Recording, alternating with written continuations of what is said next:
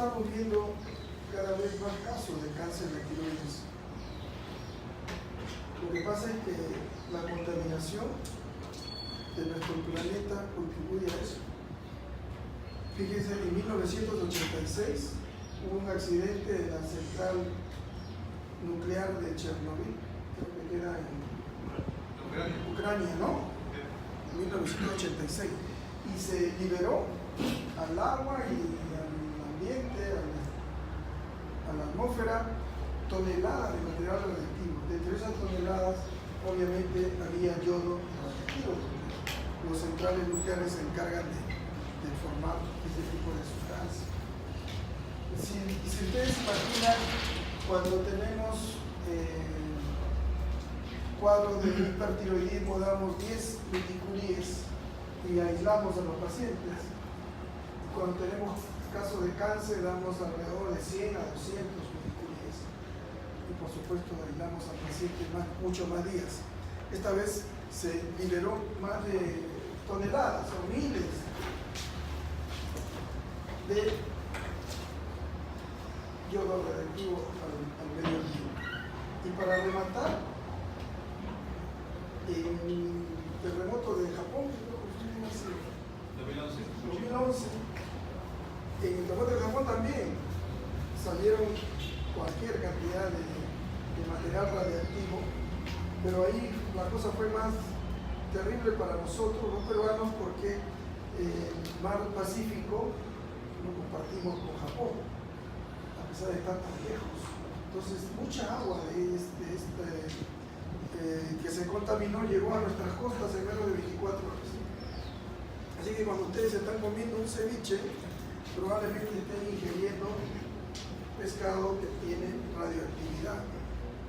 Y no les exagero, que puede ser extorsión. Vamos a conversar, voy a empezar la clase de la etiología del cáncer de tiroides. Obviamente, en cuanto a la etiología, no sabemos cuál es la etiología, porque estas son hipótesis, porque si vamos a conocer la etiología del cáncer, pues tendríamos que extenderlo a los otros tipos de cáncer, ¿no? Pero hay algunas coincidencias cuando uno hace la anamnesis en un paciente con cáncer de tiroides. Tenemos en cuenta antecedentes de radiación en el paciente, sobre todo radiación durante la niñez, por cicatrices queloides. Muchos cirujanos plásticos antes, al reemplazar la cicatriz queloide, daban terapia con rayos X a los pacientes. Tratamiento de acné, igual, adenoides. O sea, la radiación con rayos X posteriormente, sobre todo en la zona de la cabeza, del tórax, podría ser un antecedente importante en el desarrollo de cáncer. Antecedentes familiares también. Hay familias donde varios miembros han sufrido de cáncer de tiroides, sin considerar incluso el cáncer medular de tiroides, que es bastante raro. El cáncer medular, como vamos a ver después, pero hay una variedad familiar en el cáncer medular de tiroides. En nuestro medio, ustedes saben que somos un país donde hay mucho territorio con déficit de yodo, sobre todo la zona de los Andes y parte de la zona selvática. Son zonas hay carencia de yodo. Parece ser que esto también podría ser una causa etiológica para el desarrollo de cáncer. Como les decía hace un momento, estamos viendo mayor cantidad, mayor porcentaje de pacientes con cáncer de tiroides. ¿Cómo se diagnostica? Cuando decimos cómo diagnosticamos el cáncer de tiroides, estamos haciendo un diagnóstico en primer lugar del nódulo, porque es lo primero que va a llamarle la atención al paciente, al médico, y comienza ahí la cascada diagnóstica, ¿no? De forma casual, cuando ustedes hacen un examen clínico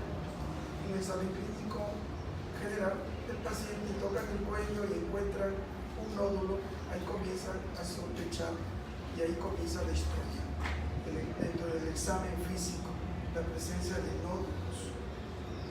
Nódulos que tienen ciertas características. En primer lugar, son nódulos no dolorosos.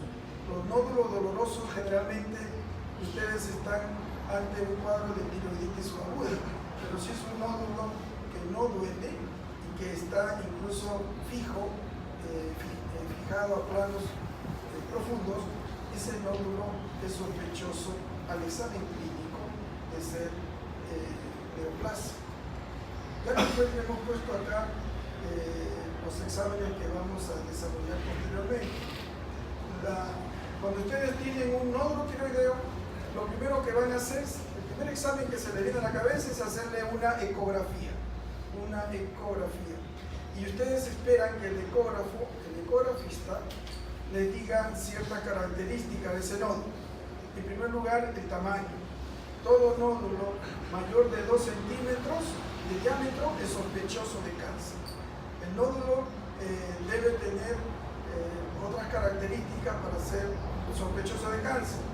Ustedes tienen que pedirle al que hace el examen que le digan cómo son los bordes del nódulo. Si los bordes son irregulares, es sospechoso.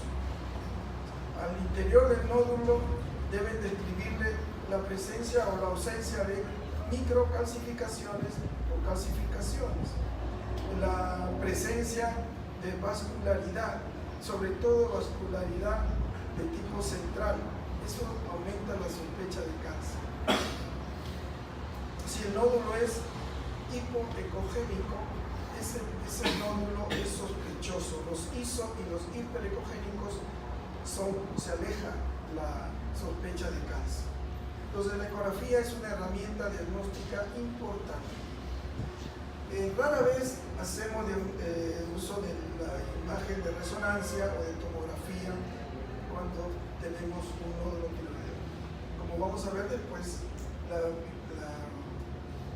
la biopsia de aspiración con aguja fina nos da una sensibilidad casi del 100%, hechas en manos de un buen citólogo, nos va a dar esa exactitud diagnóstica, ¿no? Y la gammagrafía tiroidea nos permite decir si el nódulo que estamos estudiando es captador o no captador del material radiofármaco.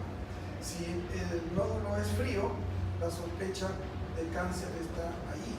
Si el nódulo es tibio o caliente, descarte la presencia de cáncer. Es muy raro que un cáncer de tiroides sea hipercaptador. Otra evaluación que ustedes tienen que tener en cuenta es el patrón de crecimiento. Si es un crecimiento rápido, eso es posible que sea cáncer. Y si da síntomas locales, como es tos, ronquera, dolor, presencia de disfagia o de dificultad para respirar, un paciente que tiene nódulo puede sospechar infiltración profunda del nódulo y puede ser cáncer. Y otra cosa interesante es el nivel de TSH. Si ustedes tienen un TSH elevado en presencia de nódulo, ahí están obligados a descartar cáncer. Si tienen un TSH bloqueado, bajo, tener cáncer en esos casos es bastante raro. A pesar que no hace mucho he tenido un paciente que tenía Graves, lo tratamos como Graves y presentó un nódulo y fue cáncer papilar de tiroides, pero es excepcional, es muy raro. En todos los años que tengo en la especialidad, honestamente, si yo veo hipertiroidismo y con un nódulo tiroideo, pienso en autonomía funcional, un nódulo hiperfuncionante y no en cáncer.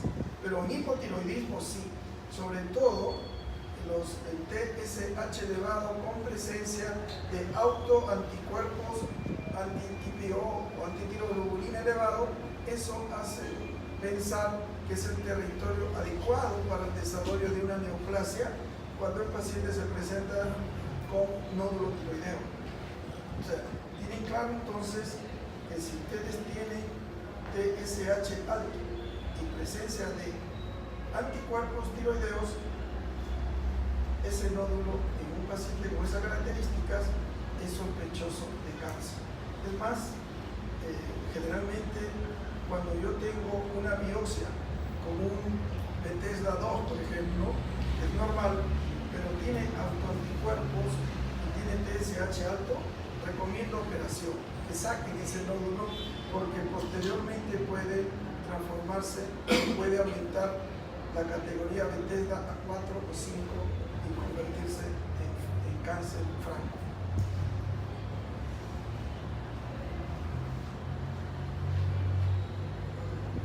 Bueno, la evaluación del nodo tiroideo, la irradiación terapéutica cervical por cualquier otra causa lleva a riesgo de cáncer.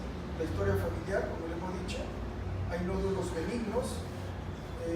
Esto de los nódulos benignos también es interesante.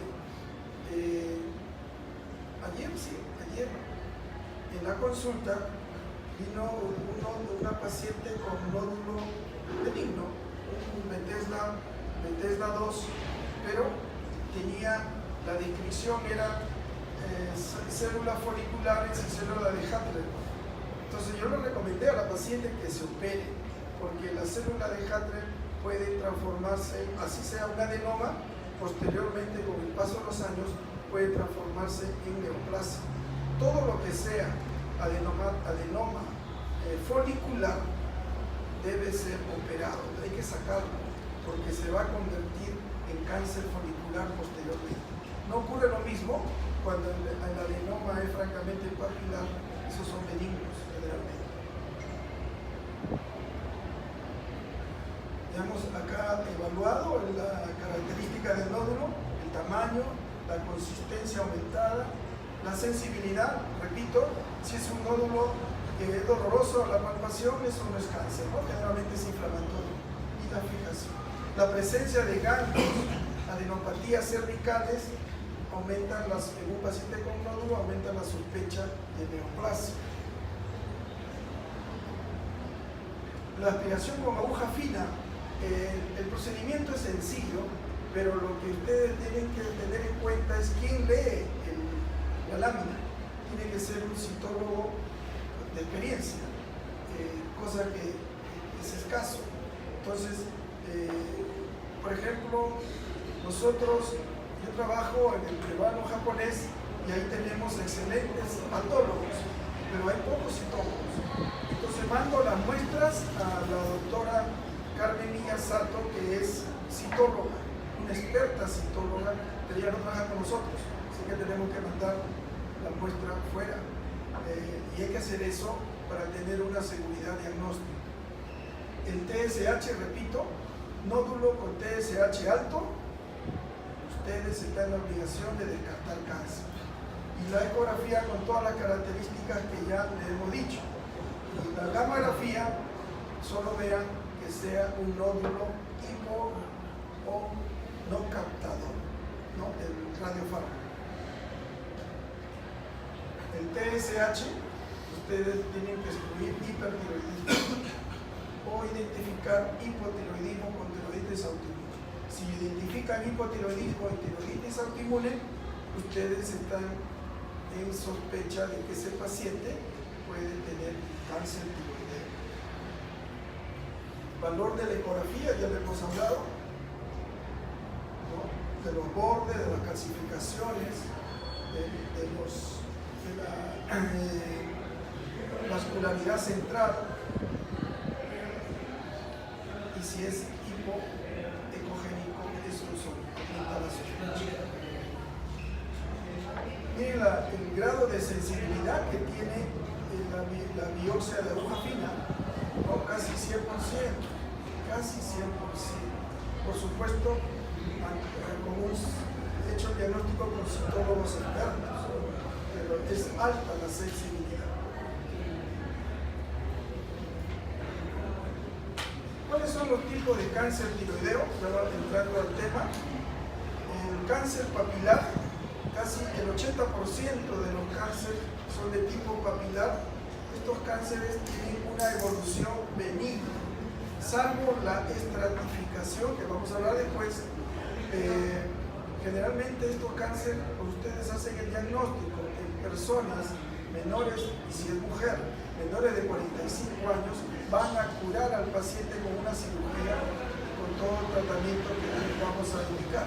Se va a curar el paciente. Entonces, el cáncer papilar tiene una evolución benigna, salvo que el paciente tenga más de 45 años. Cuando viene un paciente por encima de los 45 años con cáncer papilar y me dice si está curado, yo tengo que decirle que tenemos que evaluarlo, hacer un seguimiento, porque ya me ha pasado. Pacientes con cáncer papilar que tienen más de 50 años han tenido metástasis y se han muerto por el cáncer papilar. Pero en gente joven no ocurre eso. En gente joven se cura. El cáncer folicular es el segundo en frecuencia, y como dice ahí, es común en países que tienen disminución de yodo en su territorio. Pero nosotros tenemos zonas amplias del país donde hay déficit de yodo. Sin embargo, yo creo que el cáncer más frecuente es el papilar siempre. El cáncer medular es bastante raro, es muy raro. Se desarrolla desde las células C, llamadas así porque son las células que producen calcitonina. ¿Se acuerdan? De la calcitonina, que es la hormona que entra en la regulación del calcio, ¿no? Es la que va a pegar calcio al hueso. Es un cáncer bastante raro. Yo en mi carrera debo haber visto no más de 3 casos de cáncer papilar.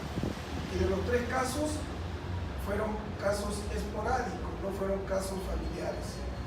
Los casos esporádicos son más frecuentes que los familiares, en un 75 versus 25%. El cáncer anaplásico generalmente se desarrolla desde un cáncer papilar o folicular ya existente. Es bastante agresivo. He visto solo un caso, y cuando era residente. O sea, imagínense, en un hospital tan grande como es el Hospital del Empleado, que es un hospital de referencia, ver un caso de cáncer papilar en los 3 años de residencia es bastante escaso, ¿no? Y después he hecho mi carrera en el Hipólito Unanue y no he visto ni uno solo, ni un caso de cáncer anaplásico. Pero es muy agresivo. El cáncer que fui testigo, cuando era residente, el paciente por supuesto falleció en el segundo o tercer mes hecho diagnóstico. Es muy agresivo, da metástasis a todo el cuerpo. Esto es lo que le decía sobre la estratificación del riesgo de cáncer tiroideo. Vamos a tener en cuenta la edad. Si el paciente tiene menos de 45 años, el riesgo es bajo. Y si tiene más de 45 años, es alto, sea cual sea el tipo de cáncer. Las mujeres tienen menos riesgo que los varones. El tamaño. Si ustedes tienen un cáncer mayor de 2 centímetros, ese cáncer es muy agresivo. Menos de 2 centímetros es más de menor riesgo. Y la extensión, cuando es intraglandular, es de bajo riesgo, y de alto riesgo si es extraglandular. Obviamente, si hay metástasis, el riesgo es alto. Miren el porcentaje de muertes. Cuando ustedes hacen la estratificación, los pacientes de alto riesgo, 1 de cada 2 pacientes se les va a morir. Eso de hecho. Mientras que cuando los pacientes tienen una estratificación baja, prácticamente estos pacientes no se mueren y van a vivir toda su vida, en este caso. En Estados Unidos hay en Miami, hay un médico argentino que trabaja en Estados Unidos, es un experto en tiroides. Este doctor, a los pacientes que tienen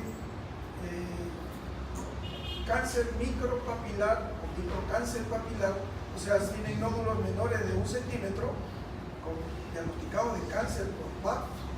Él le hace firmar un consentimiento informado y no los opera, no le da ningún tratamiento.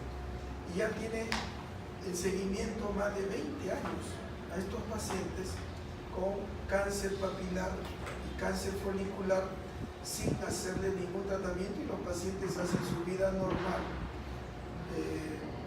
Nosotros, la verdad que creo que exageramos en el tratamiento.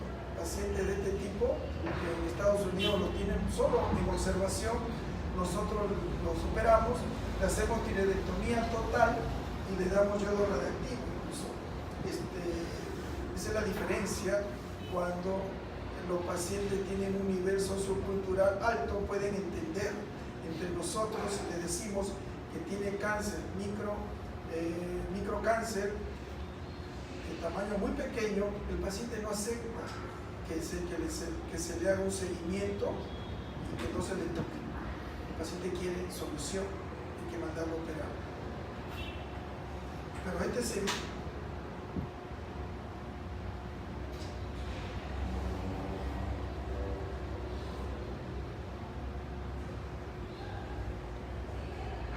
vamos a hablar sobre cáncer papilar. Decía que es el tipo más común, el 80% de los cánceres de tiroides. Y las mujeres versus hombres, 3 a 1, más frecuente en mujeres. Y en mujeres de edad media, entre los 20 y los 40 años, lo vemos con cierta frecuencia. Es un tumor con márgenes, con bordes pobremente definidos. Es firme y sólido, como en todos los cánceres de tiroides. Se presenta como nódulo, y cuando da metástasis a los ganglios del cuello, adenopatías, ¿no? Cuando hay metástasis.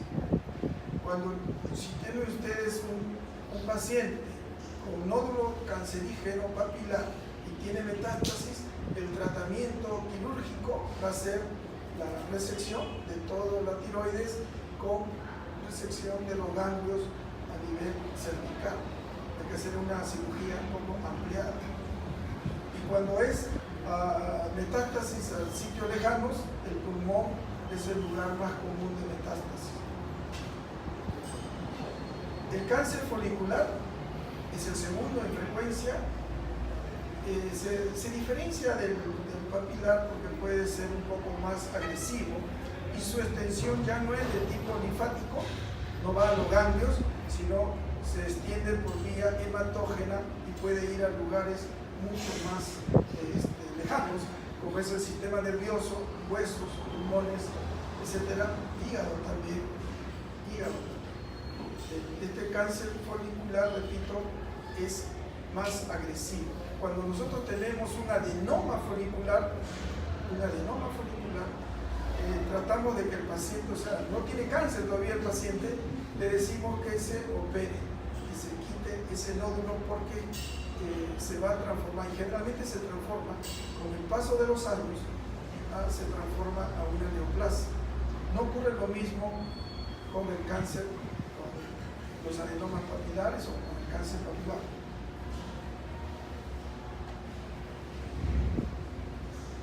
Bueno, si se detecta el cáncer folicular temprano, es curable.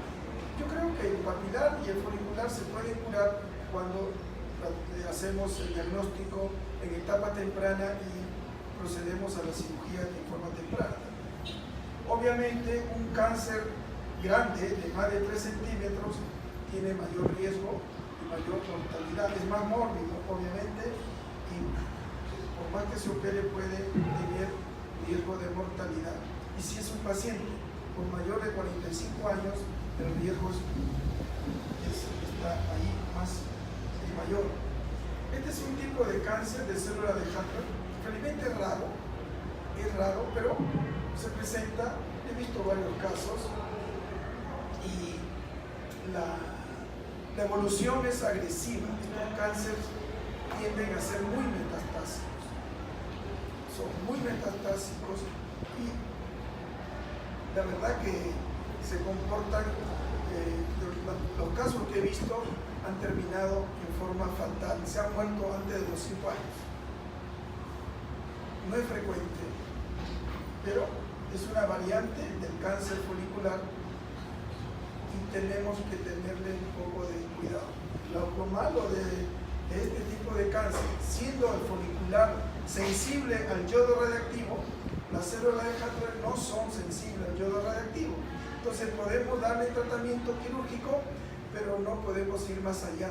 A veces tenemos que usar quimioterapia o radioterapia para darle un poco de alivio a estos pacientes.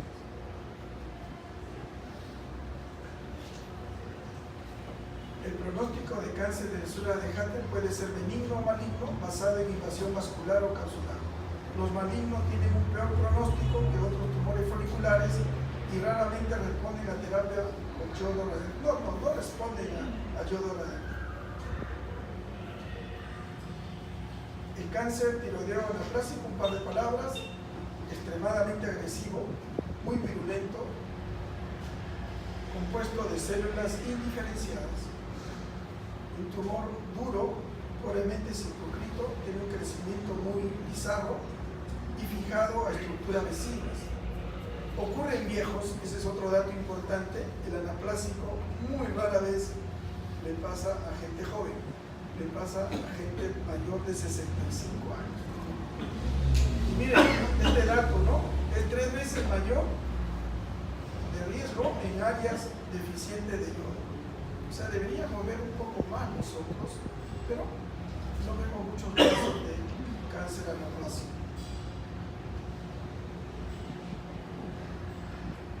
El cáncer medular es un cáncer especial, raro, felizmente. Se origina de la célula C, secretora de calcitonina. Tiene una mortalidad hasta del 20% a los 10 años. Los casos que he visto, que son pocos, los he visto en gente joven. 70 a 80% de los casos son esporádicos. ¿No? Más frecuente los casos esporádicos que los casos familiares. Los casos familiares muchas veces están relacionadas a los síndromes de neoplasia endocrina múltiple 2A.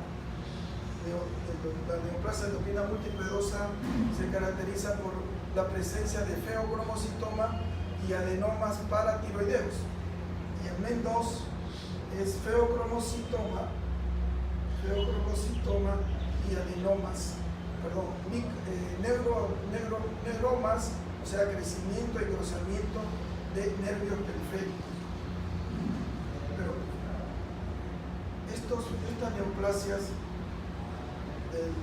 endocrinas múltiples solo se va a dar cuando el cáncer medular de tiroides es de tipo familiar. Metástasis a nódulos linfáticos produce el cáncer medular de tiroides. Los tumores mayores de 1,5 centímetros son más metastásicos a hueso, pulmones, hígado y sistema nervioso central. Los metástasis generalmente contienen calcitonina y pueden ser tenidas por amiloide y hacer el diagnóstico en forma, digamos, periférica. Cuando actualmente podemos hacer estudios cromosómicos en los familiares de un paciente que tiene cáncer medular. Si nosotros encontramos positivo este cromosoma, esta alteración en estos pacientes de la familia, así no tengan nódulos, el familiar que es positivo debe ser tiroidectomizado, porque se ha visto que los familiares de los pacientes con cáncer medular de tiroides positivos a este tipo de cáncer diagnóstico van a desarrollar irremediablemente cáncer medular posteriormente. Así que una forma para prevenir es hacer tiroidectomía a las familias, a los miembros de la familia que tienen el paciente que tiene cáncer medular. Les he puesto acá esta diapositiva del linfoma tiroideo primario porque es otro tipo de cáncer raro, muy raro. Alguna vez hemos visto cáncer, no propio, sino de otros servicios. Es un raro tipo de cáncer tiroideo.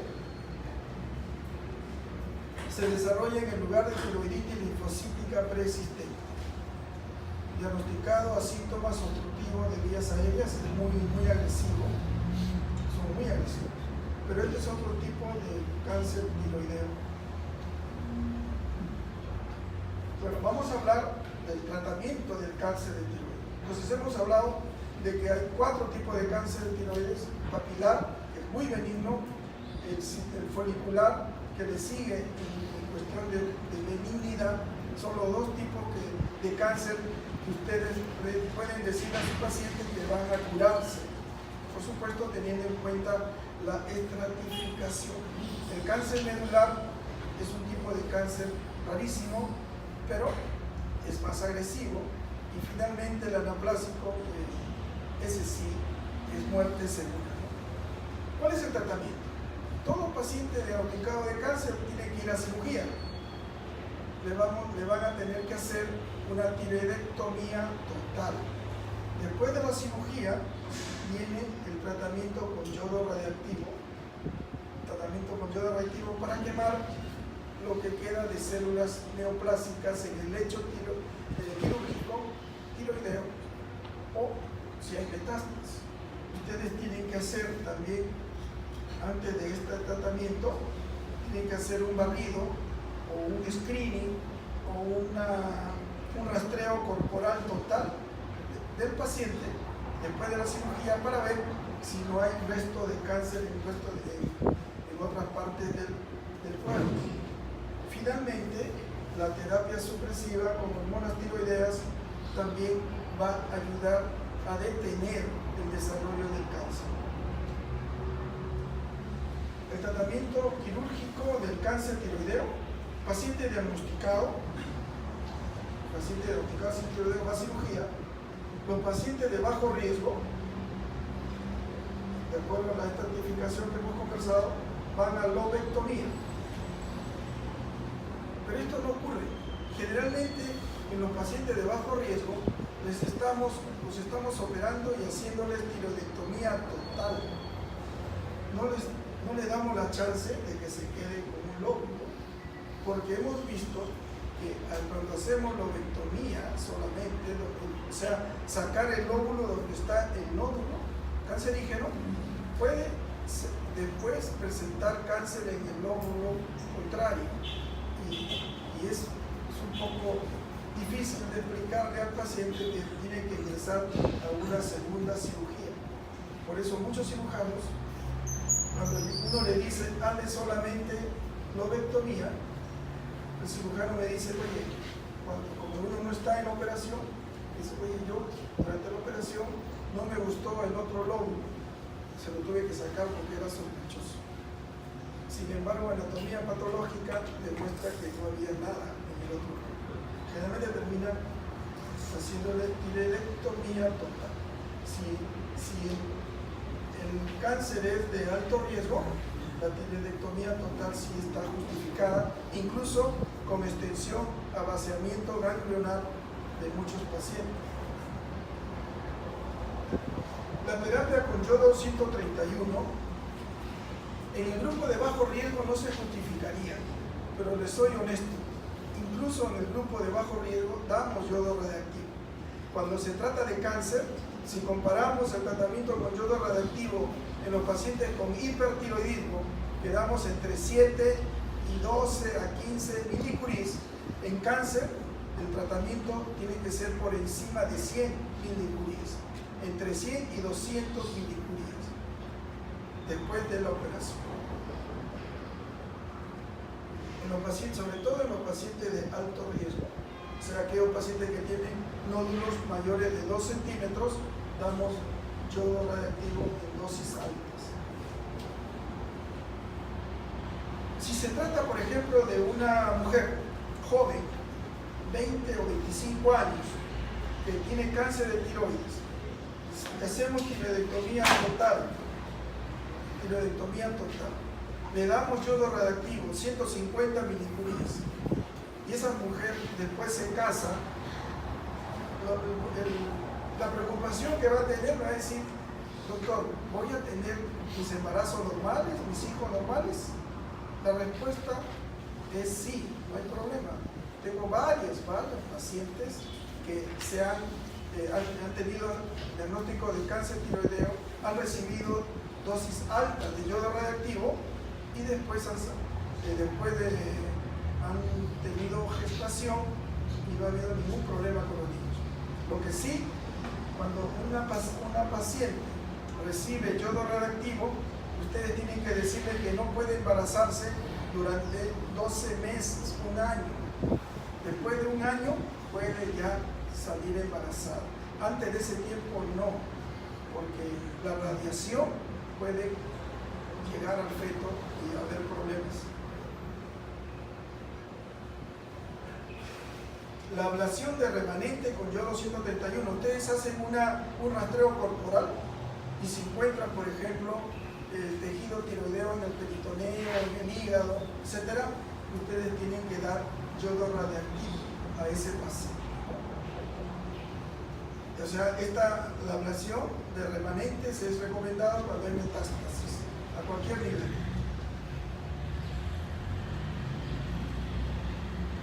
Acá les he puesto esta diapositiva para ver los efectos adversos del yodo 131. Ahí hay varios efectos adversos: celostomía, cianodenitis, epífora, difusión gonadal, supresión de la médula ósea. Todos estos efectos son transitorios, no son permanentes. O sea, el yodo radiactivo no va a dar un evento adverso permanente. Realmente son transitorios, duran un mes, 2, 3 meses máximo y pasan, ¿no? Abajo ustedes ven que hemos escrito malignidad secundaria. Algunos piensan que dar yodo radiactivo lleva al riesgo de que el yodo per se pueda producir neoplasia, cáncer en el paciente. Esto no se ha visto. Se está usando el yodo radiactivo desde la década del 70, más o menos, 1970 hasta la fecha. Francamente, no hay reportes importantes sobre malignidad secundaria. Lo he puesto porque hay temor de eso, pero no hay ningún problema. Cuando yo hacía la residencia, a las mujeres por debajo de 35 años, que están en edad fértil, no le dábamos yodo radiactivo. Estoy hablando de 1980. No se le daba yodo radiactivo y uno de los hospitales que más yodo radiactivo tenía era el Hospital del Empleado, donde hacía la residencia, y estaba prohibido darles. Ahora damos yodo radiactivo hasta los niños. Hasta los niños de 10, 15 años damos yodo radiactivo y no hay ningún problema. Se ha visto estadísticamente que no hay ninguna consecuencia. Entonces, estos efectos adversos son transitorios. Eso deben tenerlo en cuenta para quitarle el temor al paciente. Bueno, esta diapositiva solo es para aquella mujer que tiene cáncer de tiroides y está embarazada. Bueno, siempre habrá un conflicto entre la terapia óptima materna y el bienestar fetal. No podemos dar yodo radiactivo a una mujer gestante, obviamente, pero sí podemos mandar a operar en el segundo trimestre. Se puede mandar a operar en el segundo trimestre y monitorear TSH mensual. Hay que monitorear TSH mensual para titular la dosis de levotiroxina en estos pacientes.